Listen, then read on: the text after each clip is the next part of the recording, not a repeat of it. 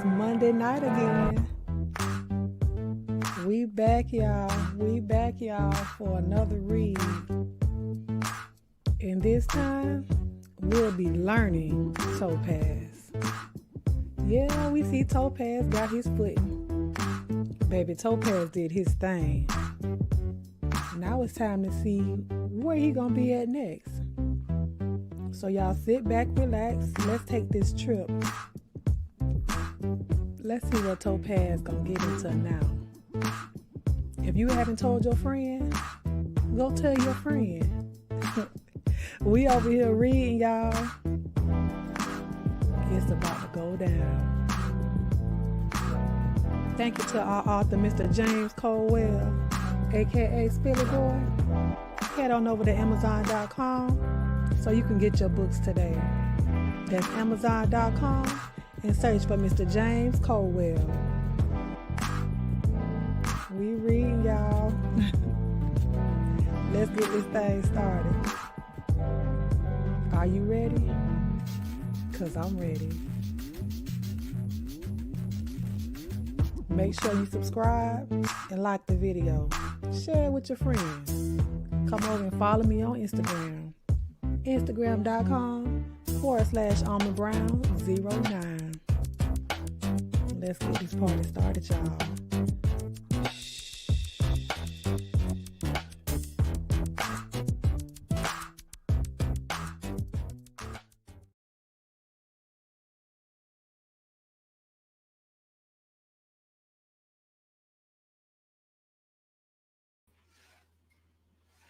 How y'all doing?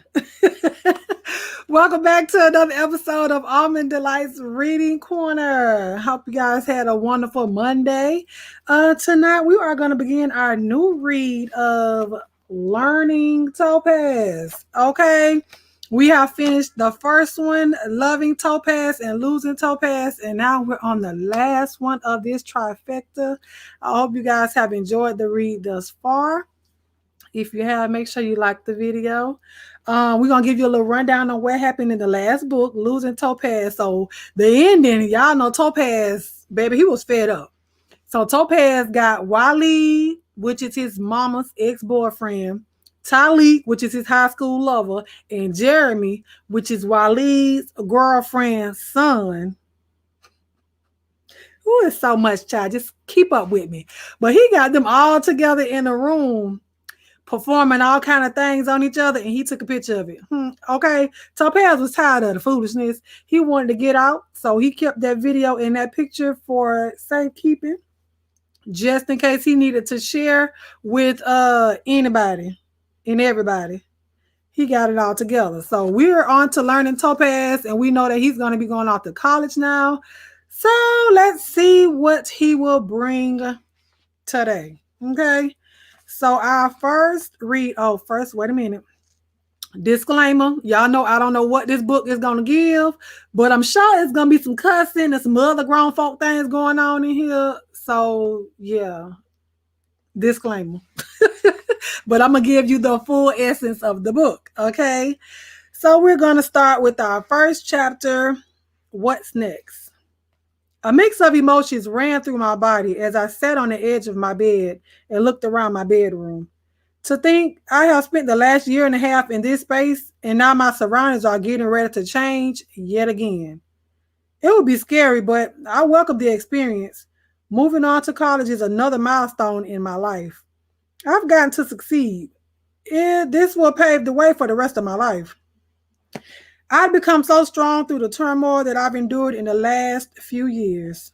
I've fallen into a forbidden love triangle that had a devastating secret attached, and that didn't break me. I've dealt with hate on all levels, in and out of my home, and that hasn't broken me. Then I felt like I found the love of my life, only to be betrayed by him on a deep, deep level, and I'm still standing. Sometimes I feel as though I am a drama magnet, but I can't take it. I don't know why things seem to find their way to me in the way that they do. But Mama J always says, God put trial on the folks he know can weather the storm. When it gets rough, I always hear her speaking to me, and I know that it is my job to push through whatever little thing that is making me uncomfortable. Hopefully, some of my drama will find a home, will find a different home soon, and a little true happiness may find its way into my life. In the midst of my deep thought, I heard three soft taps on the door. I responded, who is it? Mama J answered, it's me, baby. Everybody's here and it's time to get pulled out. I opened the door and told her, I'm ready now. She grabbed my hand and we started down the hallway and declined the stairs as we reached the front porch. Everyone was there to see me off. JJ and Quan, Uncle Joe, Waleed, Christine, and Jeremy. I smiled and said, thanks, guys. Thank you all for seeing me off. I will be home to visit in a couple of months. So until then, be good and don't do anything that I wouldn't do. Papa J said in a chuckle, my son, you didn't leave folks much. You don't do anything. I just smiled and thought to myself, man, if only you knew. We started getting into the appropriate vehicles. Uncle Joe was going to be right with Mama J and Papa J. JJ was riding in my Jeep with me. Quan couldn't go. He had to be to work in 2 hours. Christine couldn't go. She had plans with her mom. And Jeremy was going to ride with Waleed.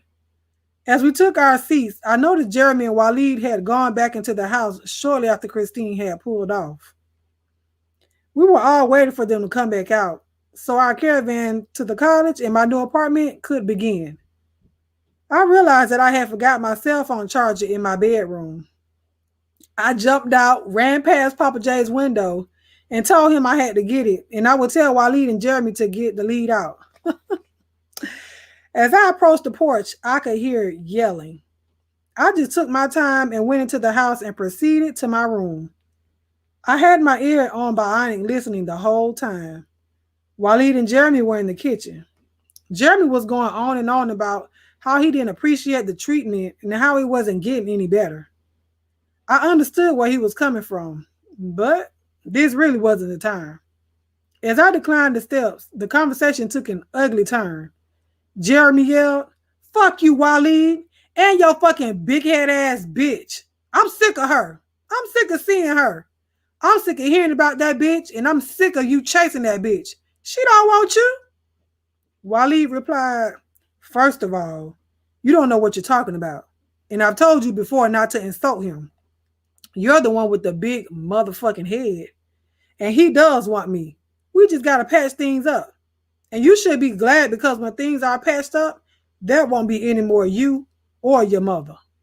So just enjoy the time that you have left with this dick and shut the fuck up, you crazy ass hoe. I couldn't believe what I was hearing. After all these weeks, these two are still going through all of these delusions and trials. I refuse to even feed into it. I am over all of it and I want to keep it that way. Let them battle it out. I walked into the kitchen and as I watched, Waleed's eyes widened. He was startled. He was so caught up in the ridiculous argument that he hadn't even heard me come in the house. I noticed Jeremy rolling his eyes at me. I played it off and said, come on, folks, we've got to go. We have a 2-hour drive ahead of us. Waleed said, you're right, baby boy. Let's get going. And anything you overheard, I apologize for. I looked at Jeremy and tilted my head slightly to the right and said, hear no evil, see no evil. I began walking out of the kitchen and toward the front door when I heard Jeremy blurt out, fuck you, you bitch. You think you the shit, don't you? But you're not. Your brother, or whatever he is to you, is just tripping. He know he can't replace me with the likes of you. I give him what he needs. It ain't all about being cute and dainty, you fucking queen. That was just a bit much for me to ignore. I was getting real tired of Jeremy, real quick. I responded, so Jeremy, what is it about? Is it about swallowing cum and eating ass, trying to become something you will never be? That's right. You will never be me. Period. No matter what little foul sexual act that you perform will ever put you in the spot of me with Waleed. And I don't know why you don't understand that. None of it ever made sense, anyways. I didn't do any of that stuff that he got you doing. But you're perfectly suited for what you've got.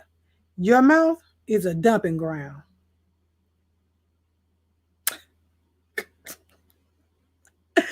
Jeremy started walking down the hall toward me. I didn't worry nor back down. I made sure I had adequate footing and space around me. I was in no mood for this foolishness this morning. He stopped right in front of me and said, just remember, I'm fucking the man that loves you. And I guess that's easy to deal with. But is it easy to deal with the fact that I fucked the man that you were in love with? Have you gotten over that? There was nothing like seeing you fall to the floor all dramatic when you seen his dick so far in my ass that you thought you were looking at a portrait of yourself. Ha! Bitch, that made my day. And by the way, how is Ty? I could go for some more of that big ass dick now. I was a little lost for words at that moment. I just turned around and walked out of the house and onto the porch. As I made my way to the porch, I heard Waleed tell him, shut the fuck up, bitch. I mean it. I'm going to slap the shit out of you if you don't stop. The two of them came out into the porch as Waleed was applying the locks to the door. Jeremy said, Waleed, I need some money. I'm not riding with you to take this hoe nowhere. I'm glad to see you go, you trick ass bitch. Whew. I said, you know what, Waleed, please give this bus catching bitch fair before I get really mad. Waleed was getting the money from his pocket when Jeremy responded. Did you always make sure Ty had bus fare when you were with him? He caught the bus over the day that you caught him fucking me. A wave of anger came over me in a quick jolt, and before I knew it, I had used all the strength I had and slapped Jeremy's face. He stumbled backwards, and by the time he decided to come back at me, Waleed had stood in between us. Jeremy's mouth had filled with blood. I said, think about that feeling the next time you decide to put your mouth on something that doesn't concern you. Waleed gave Jeremy the money and told him to get going, to which he obeyed and said, we're not done, ugly. I promise you that. We are not done. He took off and ran up the street toward the bus stop. By this time, all attention had gone to the action on the porch. JJ had gotten out of the Jeep and was fast approaching, as was Uncle Joe. Both Mama J and Papa J were standing in front of their car with a completely puzzled stare as Waleed tried to explain. It's okay. My two boys had a little disagreement, but they cleared it up. Everything is, I cut him off. No, your little boy had too much to say, which I'm getting really tired of. I'm not going to keep allowing folks to get slick with the lip and get away with it. And for the record, I'm not your little boy. Now let's go if you're still going. We began to get back into the vehicles. Mama J looked at me and said, we'll talk about that later, Topaz. I responded, I'd rather not, Mama. She said, but what in the world would cause you to... Papa J cut her off. Trudy, whatever it was, you know it must have warranted the reaction that he got. That is not Topaz's normal behavior. So let it go, baby. If he wants to talk, he will. But I'm glad to see my son sticking up for himself. And as he always says, it is what it is. He chuckled and got into the car. Mama J responded, I guess you're right, Wade. To which Papa J nodded in agreement. Uncle Joe then said, hey, Wade, man, you really been doing some work with my nephew. He is changing a lot. Not taking shit, I love it. You don't know how many times I watched and had to refrain from killing my family members about bothering him. I didn't think he would ever come out of his shell, which was okay with me. I vowed to God that it didn't matter if he never fought back, that I would keep cracking heads about my baby as long as I had breath in my body. Okay.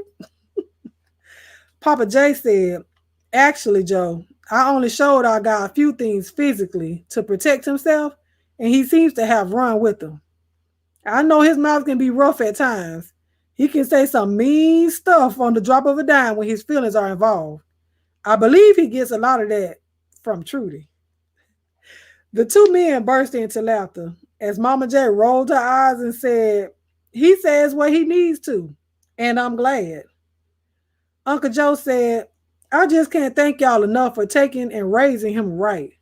And I know I shouldn't laugh, but did you see how he slapped the shit out of dude? It's wrong, but I was cracking up on the inside. Sorry.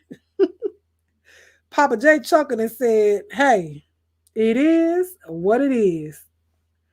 Waleed very quickly took a seat in his truck with a worried yet relieved look on his face.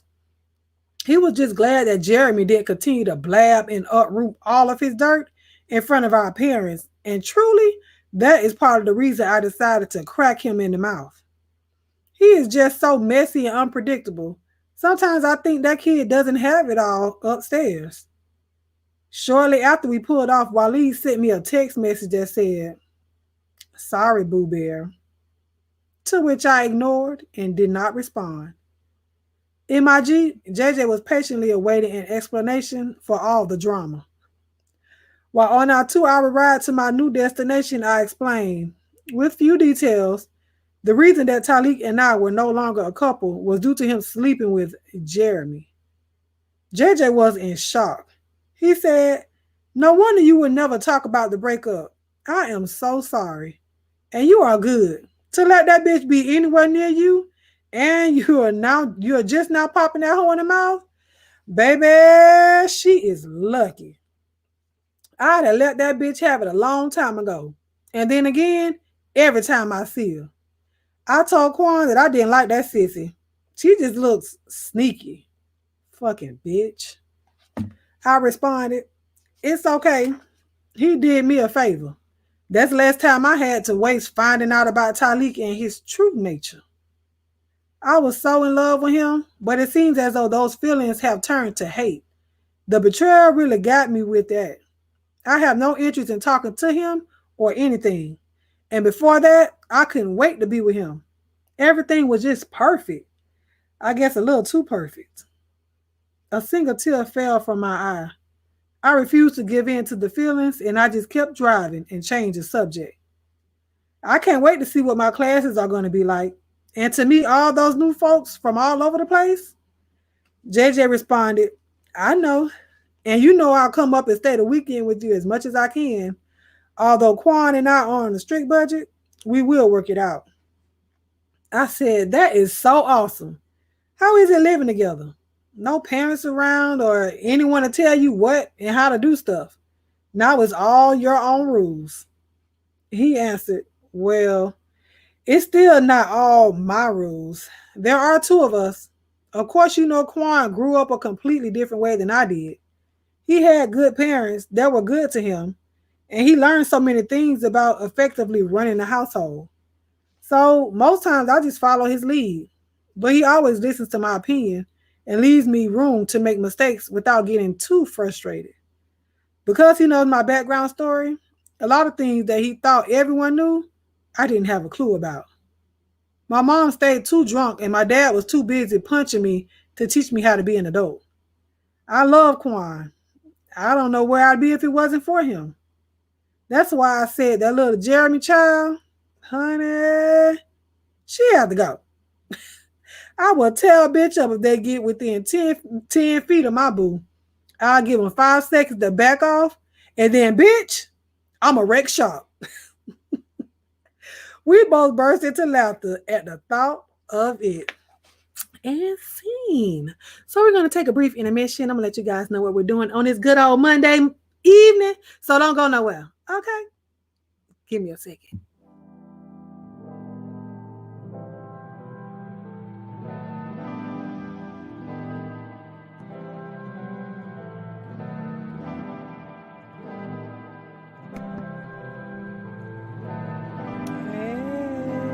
It's Monday night again.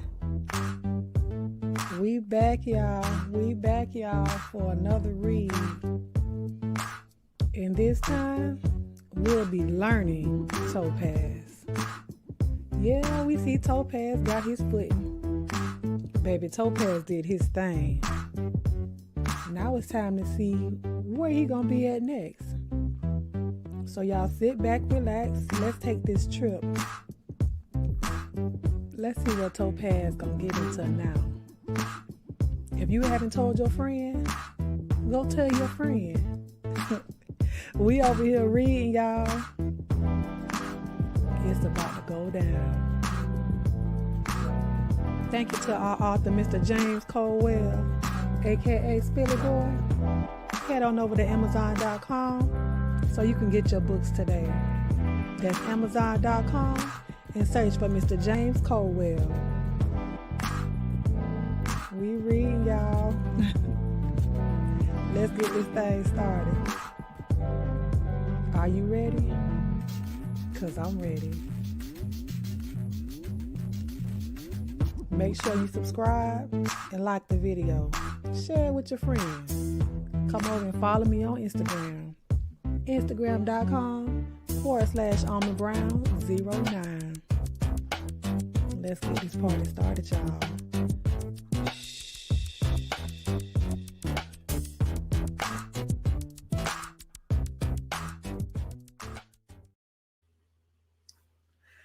And we are back.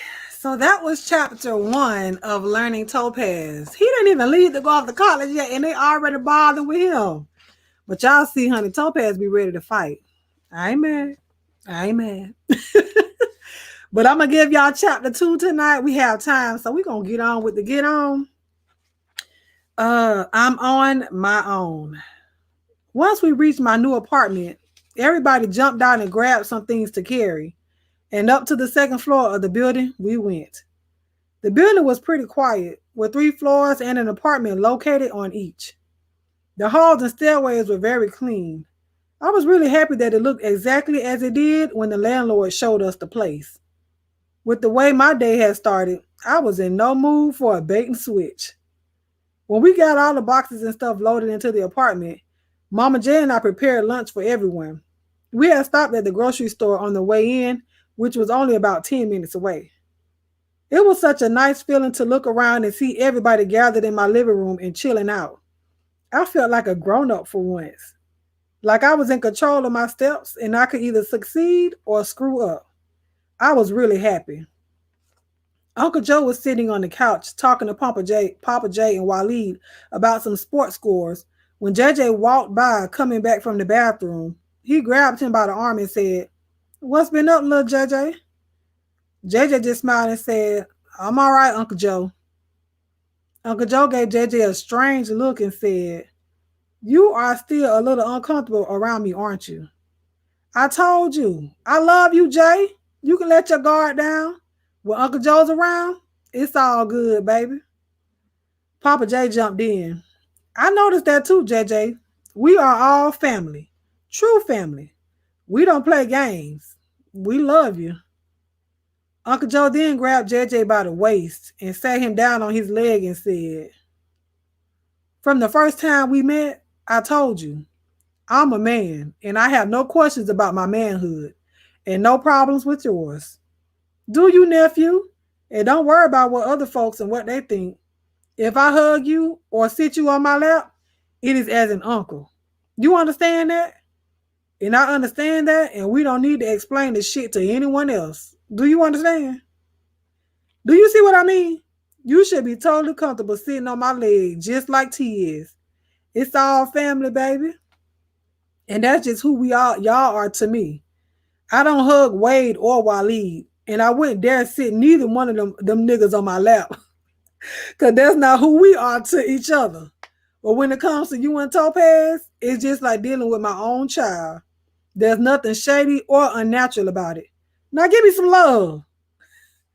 He grabbed JJ in a tight bear hug and kissed him on the forehead and said, "Uncle Joe loves you, man." JJ got up from his leg and said, I do understand, and I love you guys too. I smiled at JJ's eyes filling with tears. By 8 p.m., folks started stirring and getting ready to get moving to go home. We made jokes that maybe JJ should drive back because it was well past Mama and Papa J's bedtime. As we walked down the stairs and out of the building, we passed an amazingly beautiful female.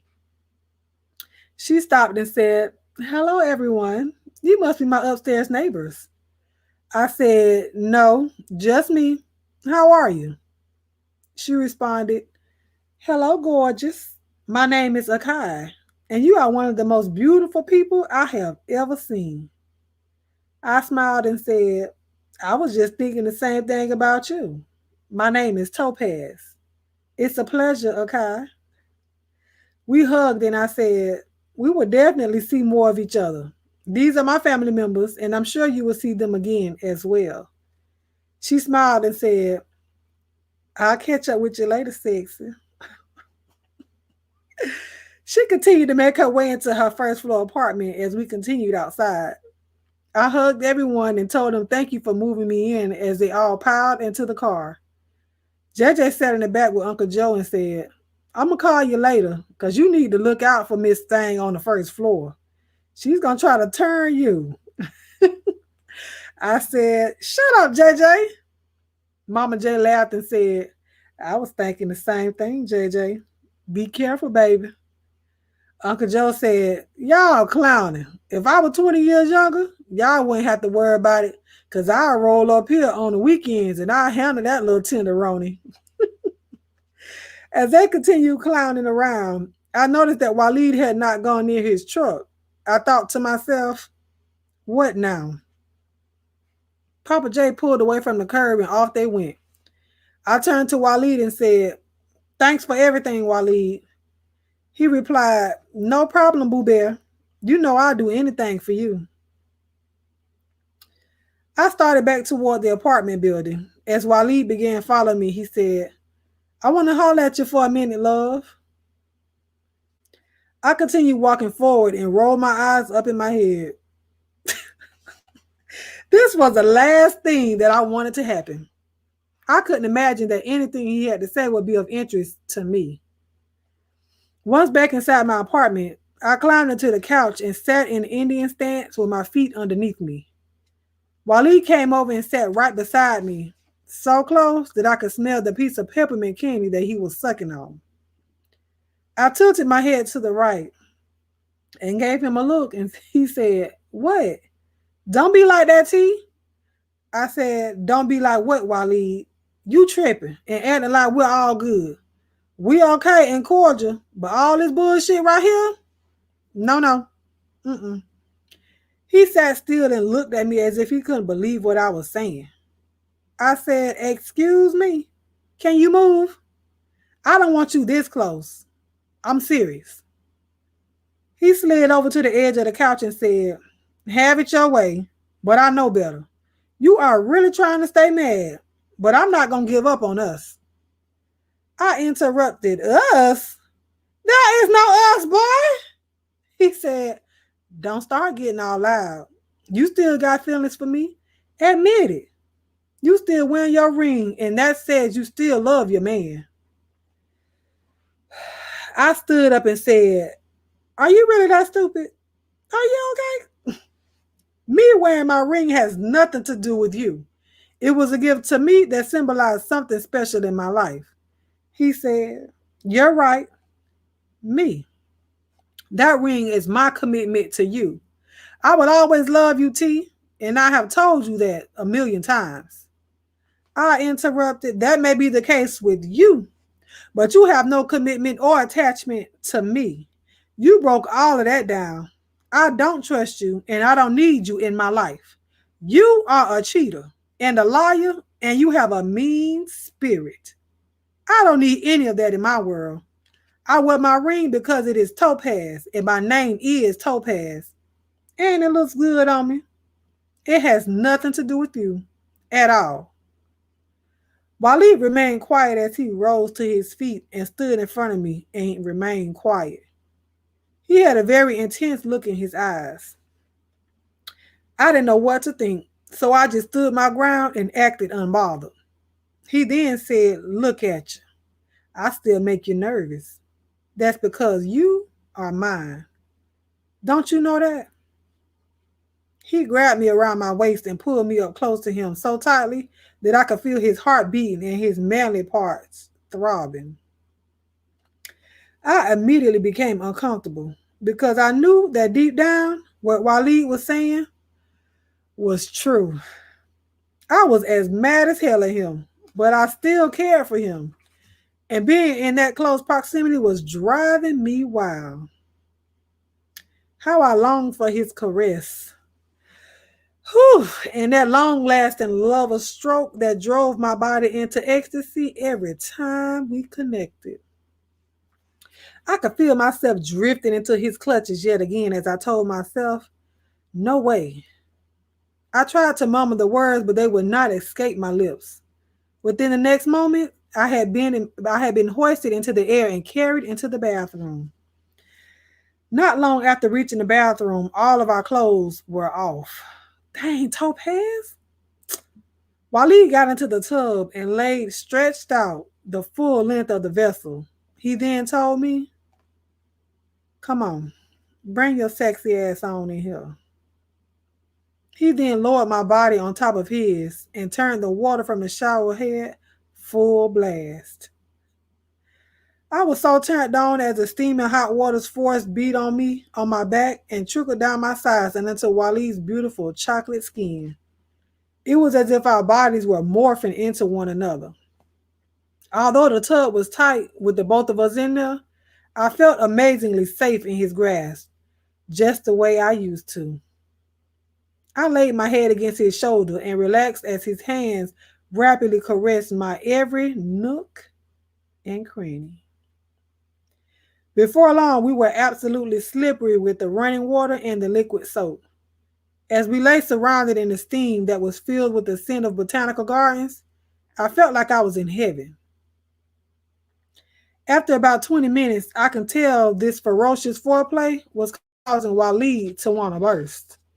He motioned for me to stand up and rose to his feet to join me. He picked me up and placed me back against the beautifully tiled wall with one hand while venturing inside my body with a few fingers of the other. All of a sudden, my mind took a path of its own. As he maneuvered in my region with his hands, I can feel my back sticking to the wall, which set off a terrible deja vu within me. My mind was almost immediately whisked away to the first sexual encounter that Talik and I shared. He had placed me on the shower wall in the same manner. I felt my heart drop as a ball of confusion set in. At that moment, I was longing for Talik. How I would love to be at the mercy of his shower wall attack. I returned to my present state of mind and affairs and told Waleed, "Please put me down." He stopped what he was doing and said, "Huh? What's the matter?" I said, "I can't do this. Please let me out." He replied, "T, don't do this. Talk to me. What's wrong?" I pulled away from his grip and said, "I can't do this with you. And I'm sorry I even let this get started. This is stupid. And I just can't." I jumped out of the tub and stormed out of the bathroom, wetting the floor as I walked across the hallway into my bedroom. I grabbed the towel out of one of the open boxes on the floor. I wrapped my bottom half with it. Seconds later, Waleed followed me into the room, and I could feel the tension in his every step. He grabbed me by my arms and said, "What the hell are you trying to do, T? What little game are you playing now?" I responded, "I promise you, I am not playing games. I am just being real with the situation at hand. This ain't gonna work. It's just gonna make things worse." He yelled, "Bullshit. I want you and you want me. The whole time we were in that tub, your dick was hard. And dicks don't lie. Not even on a nigga that don't even know how to use it. Your body wanted me inside. You can't deny it. Why don't you stop this bullshit and finish what you started?" I said, "What I started? How did I start it? Did I pick you up? Did I carry your big ass anywhere? I didn't start this shit, Waleed Jasper. He grabbed the towel out of the box and said, I could really choke your ass right now. I said, there he is. I was wondering when the real Waleed was going to show up. He just gave me a dirty look. I said, again, thank you for helping me and good night. We are done here. Silence fell over the room as Waleed stomped around retrieving his clothing. His anger and frustration was evident. I just kind of watched him as his beautiful body passed back and forth. I actually felt bad that this was happening. I could tell that he was hurt, and that's where the anger was coming from. All that said, I understand his feelings, but I can't allow myself to go back down that road. Too much had gone on. Too much hurt had been placed in my lap, and I really was not over it. And I don't know if I will ever be. Once he had everything on, he stormed down the hallway toward the living room. He picked up his glass of soda that he had left on the table and drank the remainder of what was in the glass in one gulp. He turned to me and said, so this is it? This how you really want to leave this shit, T? I said, I'm sorry, Waleed. I have to. I'm not trying to. He cut off my statement with the deep clearing of his throat. He then proceeded to walk into my kitchen. I followed him as I thought to myself, why are we dragging this out? Just leave. He stood in the middle of the floor and said, how do you form your little dirty mouth to say that you're sorry and you ain't playing with a nigga's feelings, but you are standing there with just a towel on? I responded, don't start with the dumb stuff. Whenever you don't get your way, then all of a sudden, everybody's attacking you, and then you want to start insulting folks and acting an ass. Grow the fuck up, Waleed. He threw his glass into the sink and it shattered on contact. He then lunged toward me, grabbing me by my arms and yelling, you got that smart ass mouth all of a sudden, and I ain't digging it at all. I'm a grown ass man. How's your young ass gonna be trying to tell me to grow up? Bitch, I'll slap the taste right out of your goddamn tongue. I stood there, and for some reason, there was no fear of any kind. I just stared him down as he spoke, and then I tilted my head a little to the left. You got 2 seconds to take your fucking hands off of me, Waleed Jasper. I am not your child or your property. So raise the fuck up off of me with your simple ass. That bullying shit is so weak. And calling me bitches? For real? Huh? Is that supposed to make me cry? I've cried all the tears that I'm going to cry that concern you. And I've listened to the last of your bullshitting ass threats. Now let's talk real shit. He had a complete look of shock and confusion on his face as I continued. Your next move is to clean up that damn glass that you broke like a fucking 2-year-old. Then you can roll up out of my house and get in your truck and go back down the road to Christine and Jeremy. And God knows who else that ridiculous behavior works for. He went to say something as I cut him off and raised my hand in front of his face and said, shut it. I don't want to hear shit else. If you continue, my next move will be the best move of all. Because quite frankly, I'm growing tired of you and all your baggage. He grabbed my hand and said, and what move is that, faggots? As soon as the words escaped his lips, I slapped his face as hard as I could. I don't know who was more shocked, me or him.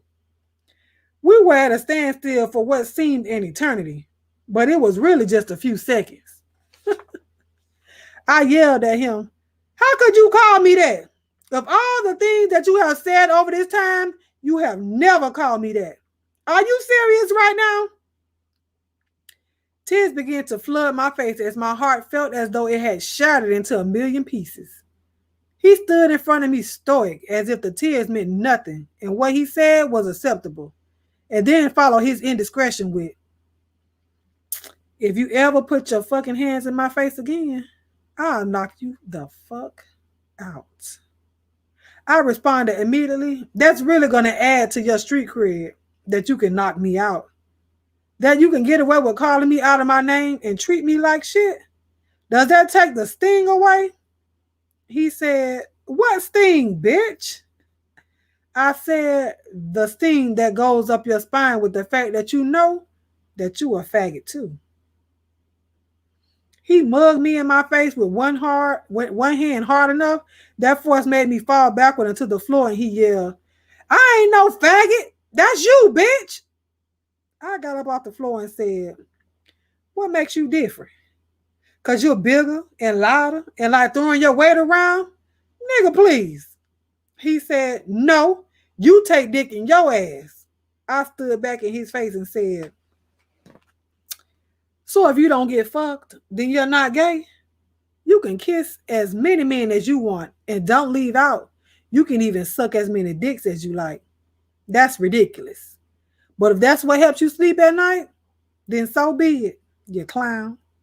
But you should know, that is as dumb as you are. I could see the irritation rising in him, but I didn't care. I kept going. I had grown tired of holding all these feelings in. He said, only a fag will let a nigga up on their back. And you know that you take dick better than everybody I've ever fucked. So that's like you say all the time. It is what it is. I could tell from his stance that he felt as though he had secured himself as the argument's victor. Sorry, not today. I said, let me explain something to you. The only thing that makes you keep revisiting how well I take dick is not the fact that you see me as a fag. It's the fact that you view it as a talent and you can't compete. I really believe that you are a little jealous. And also, you are correct. To call you a faggot wouldn't be right. That's actually too classy a title to give you. What you are is a confused ass common cocksucker. And I'd like you to leave my apartment before I call my dad and my uncle and tell him that the friendly neighborhood pedophile has shown up for a continuation of my ongoing molestation. He began to back away from me and turned toward the door. I said, and Waleed, before you go, let me ask you. He turned around and faced me. I said, is the reason that you treat me the way you do now because I got too old for you? I chuckled and said, never mind. Just get the fuck out, Waleed. He stormed to the door and said, let me get the fuck out of here before I really hurt you, T. I stood there and watched as he went out the door and slammed it. I went over and locked it and said to myself, yet another win for the fag. And scene. Oh, baby, that was chapter 1 and chapter 2 of Learning Topaz. Topaz is just giving me my whole entire life. But for a second there, I thought Topaz had done gave all the way in. I thought he had not gave all the way in, because when they got in that tub, honey, and that steam and the liquid soap and just the chocolatiness of it all, I thought he had done fell down by the wayside. Lord Jesus! Oh, listen, I'm going to drop the link in case anybody want to come up here and we can discuss what we just read. But, baby, I thought the roller coaster ride was over in losing Topaz. But, baby, learning Topaz, the first chapter. Lord, boy, Spinner Boy said, people get ready. Get ready, get ready, get ready. Now, I don't know how I feel about that because I wasn't ready for what just happened. I thought this was just going to be a cool, he about to go off to college. Maybe he about to find him somebody else to be with. But, James, why you do this to me? Listen, and like I said before, baby, you know, it's the disclaimer, heavy on the disclaimer. Y'all know I was going to be cussing. It's right down there on the little ticker box. It said we was going to be cussing, okay?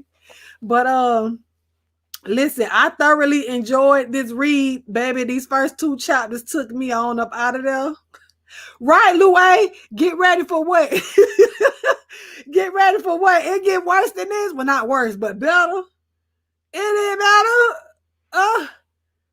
Yes, Shadil, girl, he did that. These first 2 chapters just taking me on up. When I say taking me on up out of here, listen, while I get ready to drop, listen, we got somebody that came up, but I got to cover you real quick. Hold on. And I got to put my headphones on. I see you back there, boo. Hold on. Ooh-wee. Hold on real quick. I'm because there be some things been going on over here in this circle. So I got to put something over you real quick. Hold on, I got to find something. It ain't the right one, but hi. Hey. Hey, Mel. Oh, girl, I just had to make sure you was a real person, baby. I'm real. What is going on? What's going on? What you think about these first 2 chapters? Girl, let me tell you, I was listening last week. I just happened to click on when you was reading the last part of the last book. So I hadn't heard nothing prior to that. I listened to the last reading and I ended up spending all the Monday evening going back listening to the first book. Yes. The second book. And now I'm here for the third book. But what I was saying in the chat earlier, I kind of feel like Uncle Joe might be Topaz's daddy. Listen, Uncle Joe, it's something with Uncle Joe. I don't know, because he a little bit too hands-on. Right. So, I'm with you right there. We don't, from the beginning, we thought Uncle Joe might have been a little on, Topaz side a little bit as far as being in the closet. But now he's taking a little bit too, he's a real personal with this whole Uncle thing. Joe clotheslining people and body slamming females and stuff. I'm like, he's a little too invested to just be the uncle. But I think he said he didn't have any children, so he felt some type of way about his Well, yeah, because his baby mama died in a car accident. Remember? Right, she was pregnant with his child. And then he said somebody he couldn't have no more kids. But I don't know. I think it's gonna be a twist coming up, Uncle Joe. I don't know. Listen, I'm with you right there. And I think from the beginning, everybody was side-eyeing Uncle Joe some kind of way. And then I wonder too, how is it, or do you think the parents just in denial that Mr. and Mrs. Jasper don't realize they son around there being a pedophile? I don't think they know. I really do think that they are oblivious to everything that's going on, because he hide it real good. Yeah, but it just ain't like Trudy be on everything else. She don't miss nothing else. How she miss this? Because Waleed was the only child for so long, and they feel like he couldn't do no wrong or anything like that. So they really see him as being this pure person. Oh, he's taking up for this boy whose parents was doing him wrong. So that's the way they see him right now. But I can't wait. They better find out about him. Oh, they better find out. Yeah, that's what I'm waiting to see. What their reaction. Even though I know they're gonna be hurt, but I can't wait to see what's gonna happen with it. I really do think that they're gonna take Topaz's side when they find out, when or if they find out. I really feel like they're gonna take Topaz's side. It might end up being like what is it, Jungle Fever, where in the end the dad shot the son. Listen, it just oh my God, it's too much. It's too much. But I am so ready to see it. Like, my reaction is really a genuine reaction, because I have not read the book. I read it when I read it to you guys. Yeah. So I'm really ready for whatever gonna happen next week. I don't know, but I'm ready. Me too. I just wanted to hop on and say that I have enjoyed listening to the story, and I'll be back next Monday. Yes, I appreciate you for coming up and joining me for this good old conversation, honey. But we're going to keep our eyes on Uncle Joe, okay? Okay. Thank you for coming up. Bye, babe. You're welcome. Child, listen. Yes, Arnita, girl, you got to go back and listen from the beginning. Please go back and listen. And if you have not heard the first two books, go back and listen to the first two books first. And they're both in the playlist on my channel or whatnot, so you guys can go back and listen there. If you want to listen to the book in your car, you can. I have a podcast that I do upload. I do upload the readings to my podcast, so you guys can go over there and check it out as well if y'all want to listen to it in the car. I'm about to drop it in the chat real quick. And so while I'm doing my little hold on, child, listen. Trying to multitask while I'm doing my church announcements. If you guys make sure you subscribe, drop your chocolate and your sun emojis in the chat. If you can't find your sun or your chocolate emoji, go ahead and drop a heart for your girl. But the chocolate and the sun emojis represents love and light that we give to one another over here. Our Almond Delights. That's what I call you guys, my babies, my Almond Delights. But if you have gotten this far in the broadcast and you have not subscribed, why? Make sure you subscribe to Almond Brown 09 and hit that hit the bell so you get all my notifications when I go live or when I upload. And I'm so excited. Thank you, Arnita. I really appreciate it. I really need to get on this website because I'm supposed to be signing up to be an Audible reader. I'm supposed to be doing that, but look, Angela, real quick, side note, Angela, I'm sorry if you are blocked over there at Fifi's Cafe. I apologize. I fell asleep one night and I got you and Angela, you and Sephora. I didn't know if I blocked you or not, child, but I'm gonna go back. Well, she had to go back and see. I apologize, Angela. I love you, girl. Don't charge it to my sleepiness and not my heart. But make sure y'all subscribe. Make sure you guys go follow me over on Instagram.com/AlmondBrown09. If you are an author or you know an author and you would like to have your book read here over at the Almond Delights Reading Corner, please, please, please go and send me an email at almondbrown09@gmail.com. Or you can send your book, if you would like, you can send it to the P.O. Box, Almond Brown 09. I'm about to put it up here on the screen. And it's also being dropped in the chat by my alma bearer, aka my moderator, Shadia. Thank you for being here, boo, while you're at work. I appreciate you. But if you guys have a book or any gifts, love offerings, whatever you want to send, you can send it to my P.O. Box, Almond Brown 09. P.O. Box 1058, STARKE, Florida 32091. It's appreciated but not required, but I do appreciate you guys for all the love that you guys have been showing me. So yes, please, Sephora and B Scales are doing well. Y'all just still send up prayers for everybody that you guys do not see, regardless if you think something is going wrong or not.